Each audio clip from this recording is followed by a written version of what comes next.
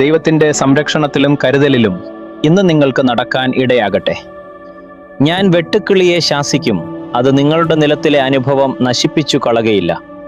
പറമ്പിലെ മുന്തിരിവള്ളിയുടെ ഫലം മൂക്കാതെ കൊഴിഞ്ഞു പോകുകയുമില്ല എന്ന് സൈന്യങ്ങളുടെ യഹോവ അരുളിച്ചെയ്യുന്നു. മലാഖി 3:11.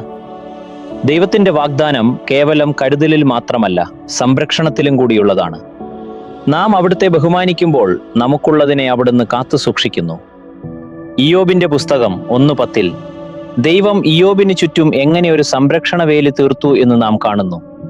അതുപോലെ തന്നെ തൻ്റെ ജനത്തിന്റെ വിഭവങ്ങളെയും അനുഗ്രഹങ്ങളെയും സംരക്ഷിക്കുമെന്ന് ദൈവം വാഗ്ദാനം ചെയ്യുന്നു. ഇതിനർത്ഥം ദൈവം നൽകുക മാത്രമല്ല, നൽകിയതിനെ നിലനിർത്തുകയും ചെയ്യുന്നു എന്നാണ്. ഒരു കർഷകൻ വിത്തുകൾ പാകുക മാത്രമല്ല, വിളവിനെ കീടങ്ങളിൽ നിന്ന് സംരക്ഷിക്കുകയും ചെയ്യുന്നു. അതുപോലെ ദൈവം താൻ നൽകുന്ന അനുഗ്രഹങ്ങളെ കാത്തു സൂക്ഷിക്കുന്നു. ദൈവത്തിന്റെ അനുഗ്രഹം എന്നത് കരുതലും സംരക്ഷണവും ചേർന്നതാണ്.